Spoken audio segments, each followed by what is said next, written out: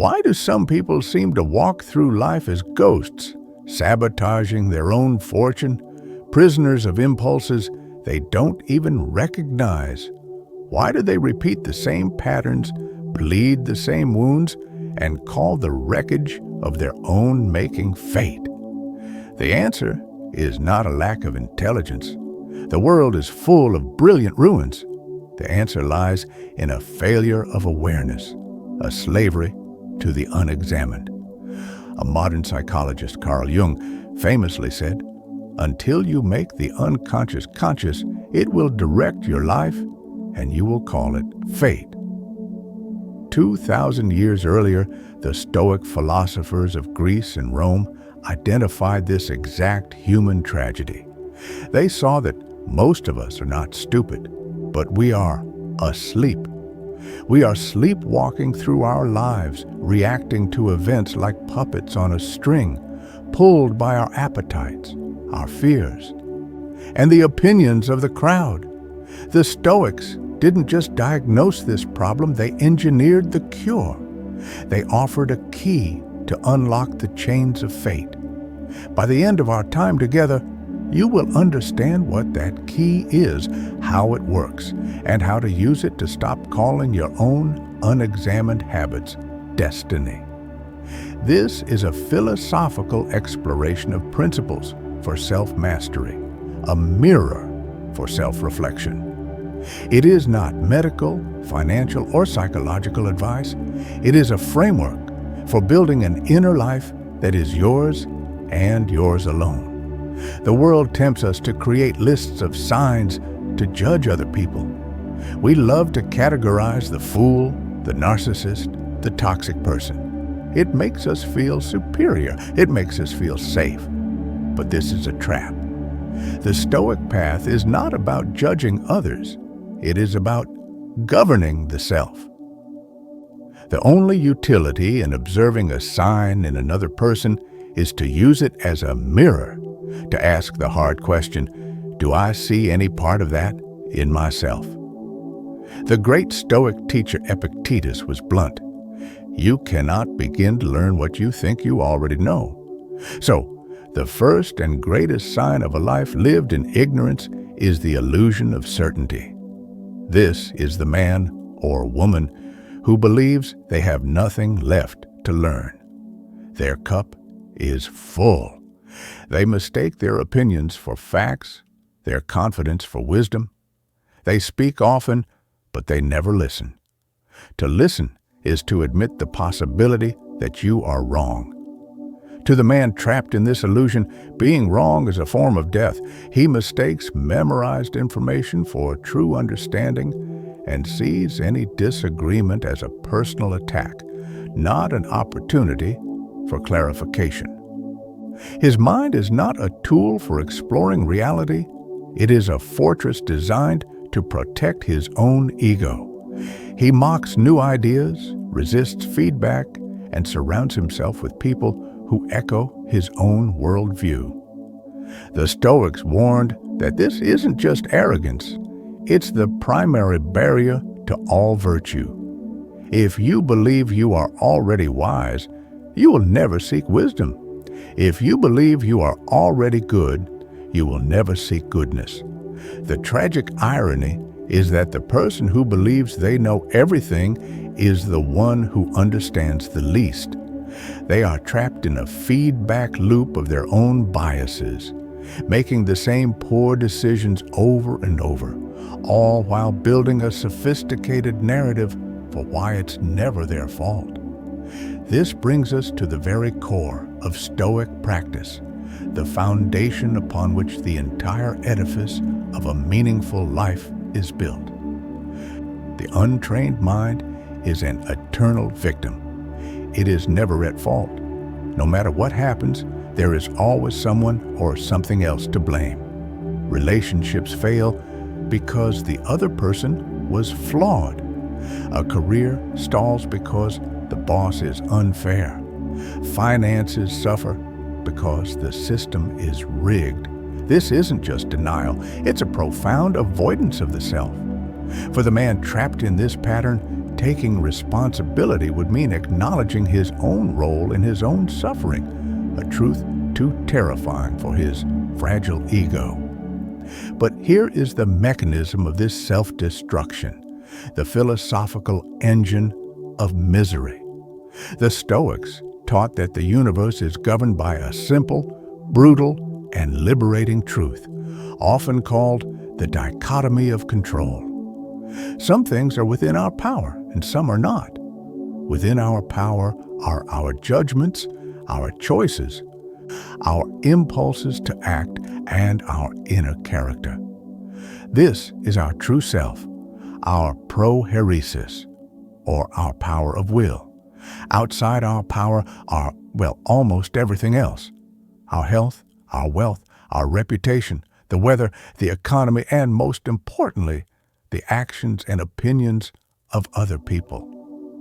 The ignorant man, the fool, spends 100% of his energy trying to control what is outside his power. He rages against the traffic. He obsesses over what people think of him. He blames his boss for his mood, and he entirely neglects the only thing that is actually his to command, his own response.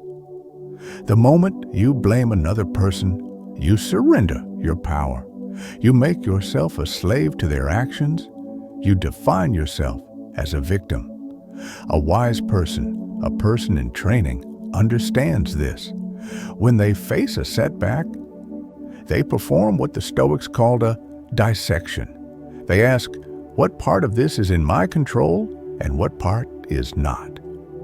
The event itself, a failed project, an insult, a loss, is external. It is not in my control, but my judgment about the event, my response to it, and the meaning I assign it, that is entirely, absolutely, and undividedly mine.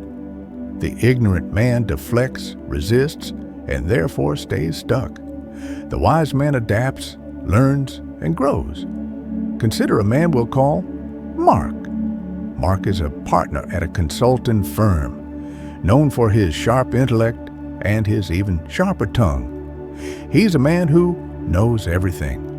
In meetings, he doesn't listen, he waits to talk. He uses his intelligence not to find the best solution, but to win the argument. His team lives in quiet fear of him. One day, a major project he's been leading for 6 months collapses. The client pulls out, citing communication breakdowns and unmet expectations. Mark's response is immediate and volcanic. He calls a meeting and systematically blames his junior managers for dropping the ball. He blames the client for moving the goalposts.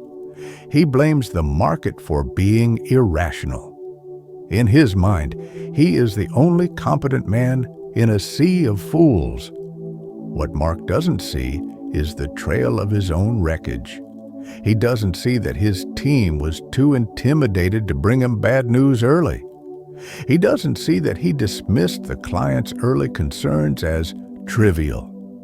He doesn't see that his need to be right made it impossible for him to be effective. Mark has inverted the dichotomy of control. He tried to force the client to see his genius. He tried to bully his team into perfection, all externals. He utterly failed to control his own arrogance, his own impatience, and his own poor listening, the internals.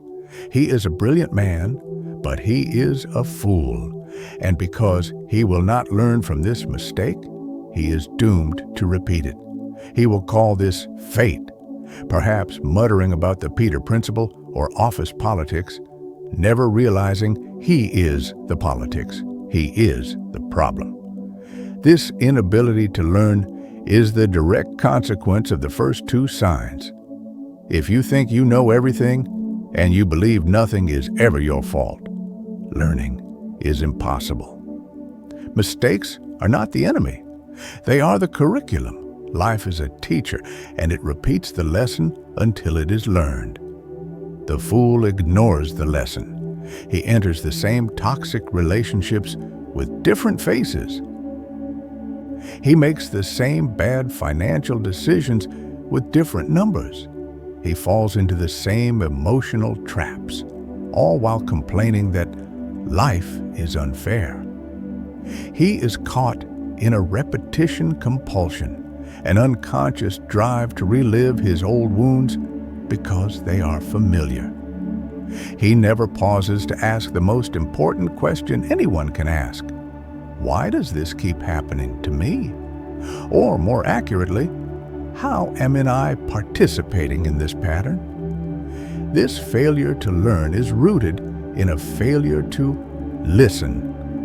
The man trapped in ignorance loves the sound of his own voice, but hates the discomfort of hearing something that might challenge him. He talks endlessly, dominates conversations, interrupts, and rarely asks a meaningful question. This isn't confidence. It's a symptom of deep insecurity, a desperate need to be right, to be respected, to feel in control. But ironically, this constant talking reveals the opposite, a lack of self-awareness and a terror of being confronted with something deeper than his own opinion. The wise person does the opposite. They listen more than they speak. They value silence, reflection, and the voices of those who might know something they don't. Because of this, they understand more, they grow faster, and they earn the kind of genuine respect the fool keeps chasing but can never find. This lack of control over the inner world inevitably manifests as a lack of control over the outer world, specifically over one's own emotions. Emotional impulsiveness is a hallmark of the untrained mind. This is the man who reacts before he thinks. He is quick to anger, easily offended, and prone to outbursts that destroy trust and credibility. Whether it's road rage, a sarcastic jab in a meeting, or passive-aggressive silence, he is ruled by feelings he doesn't understand. He mistakes this emotional volatility for strength, for passion, or for being authentic. The Stoics would say this is the opposite of strength. It is the most visible form of slavery. Marcus Aurelius, the most powerful man in the world, wrote to himself, "How much more grievous are the consequences of anger than the causes of it." He knew that the event itself is trivial. It's the reaction that causes the real damage. The fool gives full vent to his spirit. The wise person quietly holds it back, not to suppress it, but to examine it. This is a crucial distinction. Modern pop psychology often misunderstands Stoicism as emotional suppression. The source video itself warns of the man who suppresses them until they explode. This is not Stoicism. Suppression is an act of ignorance. It's pushing a feeling down, pretending it isn't there. The Stoic does not suppress. They observe. They practice what we might call withholding assent. When an event happens, someone cuts you off in traffic, there is a first movement. This is the involuntary physiological response, the jolt of adrenaline, the flush of heat. This is natural. It's not in your control. The fool immediately follows with a second movement. He assents to the impression. He adds a judgment. That person disrespected me. This is intolerable. I am under attack. And from that judgment flows the rage, the honking, the shouting. He is a puppet. The Stoic in training feels the same first movement, the same jolt. But he has trained himself to create a pause before the second movement. In that space, he intercepts the impression. He observes it. He asks, "Is this event in my control? No. Is the judgment I have been disrespected a fact or my opinion? It is my opinion. Does reacting with rage serve my higher purpose? No." He withholds assent from the judgment. He does not add the fuel of his opinion to the spark of his reaction. He may still feel annoyed, but he is not ruled by it. He chooses his response. This is not suppression, it is emotional discipline. The fool is a slave to his first impression. The wise man is the master of his inner world. This lack of emotional control, this inability to create a space between stimulus and response, is what ruins opportunities, destroys relationships, and then, in the final act of delusion, blames others for the chaos it created. This leads to the next layer of the unexamined life, the choice of one's circle. A person's character can be accurately judged by the company they keep. The foolish man, the man trapped in his own reactivity and arrogance, cannot bear to be around people who challenge him.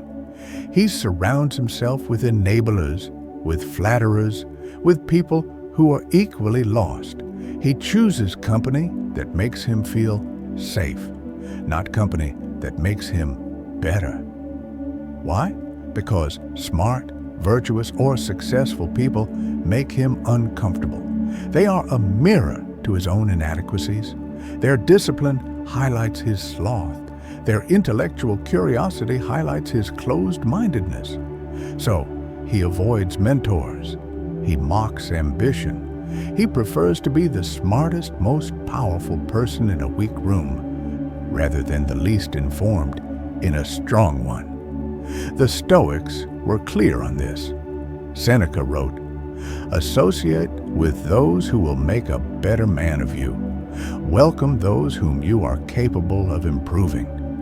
This isn't about networking for status. It's about moral hygiene. We unconsciously absorb the energy, the habits, and the standards of those around us.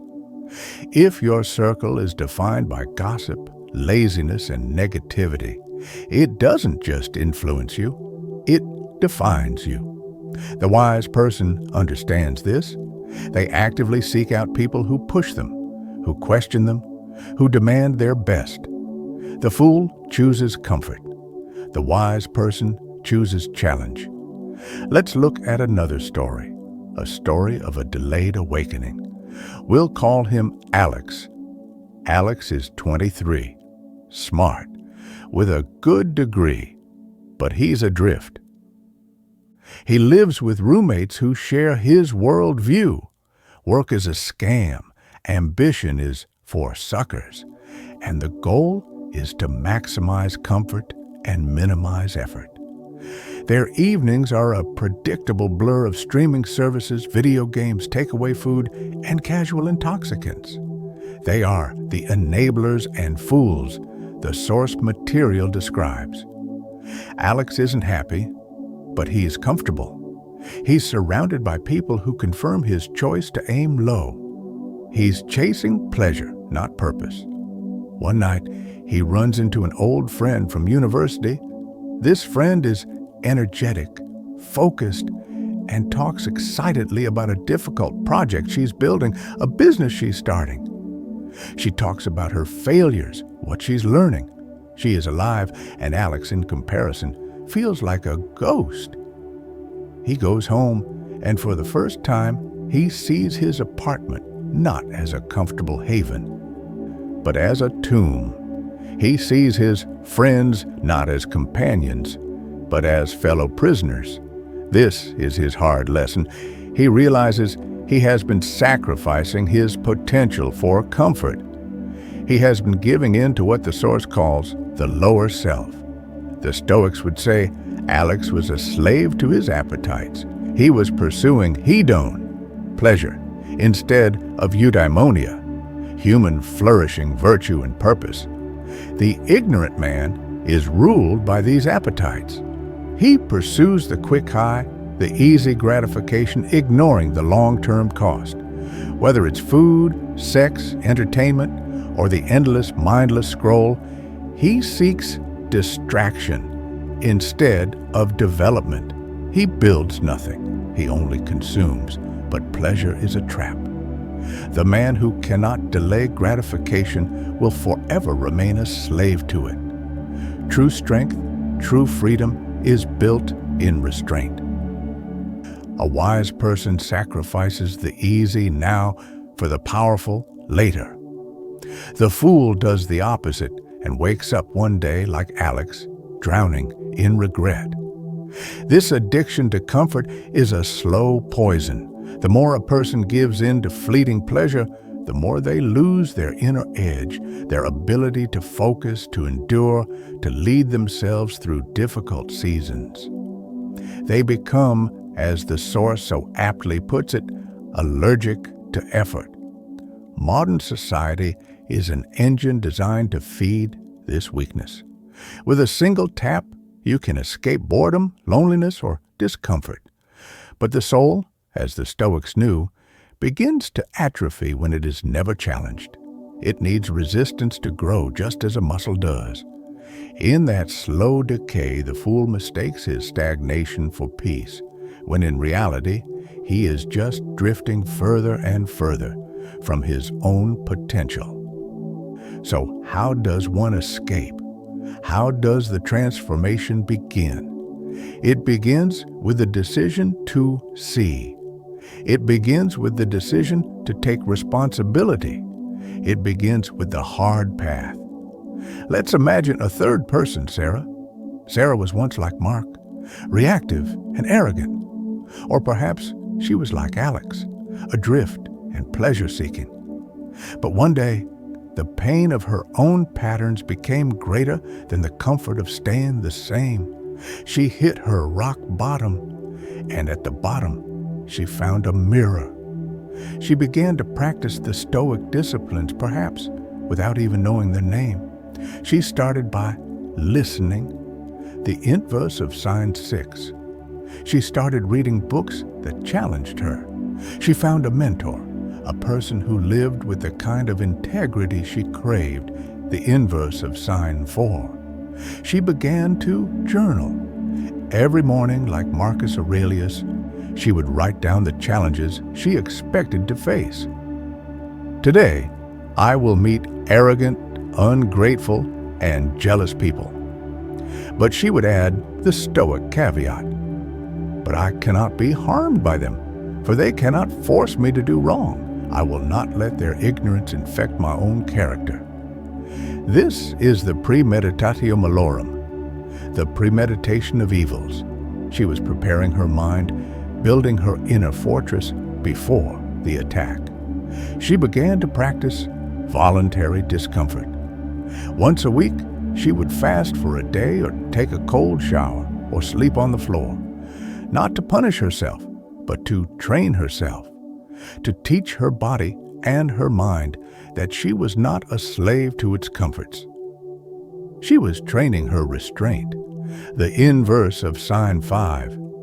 She was proving to herself that she could endure, that she was stronger than her appetites. One day, at her job as a graphic designer, a major client rejected a project she had spent weeks on. The old Sarah would have reacted like Mark. She would have blamed the client's bad taste or her manager for poor direction, sign 2. She would have flown into a rage or sunk into a passive-aggressive sulk, sign 3. But the new Sarah, the Stoic in training, paused. She felt the first movement, the flush of anger, the sting of rejection. But she did not assent. She dissected the situation. What was in her control? The client's opinion? No. The deadline? No. Her response? Yes. The quality. Of her next iteration? Yes. The opportunity to learn from the feedback? Absolutely. She took a breath, separated the event. The work was rejected. From the judgment, I am a failure, and replied with calm professionalism. Thank you for the clear feedback. I understand the new direction. Let me review it, and I will have a revised draft for you by tomorrow. In that moment, Sarah was not a victim. She was an architect. She was not a slave to her emotions. She was the master of her inner citadel. She had taken responsibility. She had controlled her judgment, and she had learned from her mistake, the inverse of all the signs. This is not a stupid person becoming smart. This is an unaware person choosing awareness. This is a slave choosing freedom. This brings us back to the central promise. These so-called signs of stupidity are not a checklist for judging our neighbors. They are a diagnostic tool for the self. They are all symptoms of a single underlying condition, a life lived unconsciously, an externalized locus of control. The man who thinks he knows everything has externalized his learning. The man who blames others has externalized his responsibility. The man who can't control his emotions has externalized his peace of mind. The man who chases pleasure has externalized his purpose. The man who surrounds himself with fools has externalized his standards, and the man who never learns has externalized his entire life, living as a passenger in his own body. The antidote is not to be smarter. The antidote is to be awake. The antidote is the daily, grinding, unglamorous, and glorious work of practice. It is the work of observing your own judgments. It is the work of catching yourself before you react. It is the work of choosing purpose over the easy distraction. It is the work of asking, what part of this is mine? It is the work of building the architecture of your soul, brick by brick, habit by habit, choice by choice.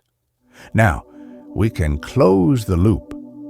We began with the idea that until you make the unconscious conscious, it will direct your life, and you will call it fate. The fool, the ignorant man, lets his unexamined impressions and habits direct his life. He is on autopilot. His unconscious anger, his unconscious arrogance, his unconscious fear. These are at the wheel, and when he inevitably crashes, he looks at the wreckage and calls it fate or bad luck or everyone else's fault. The Stoic key, the tool for making the unconscious conscious, is your prohairesis, your power of choice, your will. This is the only thing that is truly yours. It is the pilot. The moment you begin to observe your thoughts instead of just being your thoughts, the moment you begin to question your first reactions, the moment you choose responsibility over blame, that is the moment you grab the wheel. You are no longer a passenger. You are no longer calling your habits fate. You are choosing your path. This is the good news. Awareness is not a gift. It is a choice. And the moment you begin to see these patterns clearly, the moment you begin to apply these principles, you are no longer the fool. You are a student of wisdom, and that is the only title that has ever mattered. So, stay curious, stay humble, in the true Socratic sense of knowing how much you don't know, and never, ever stop growing. The path is simple, but it is not easy. Observe your judgments. Take ownership of your responses. Choose your company wisely.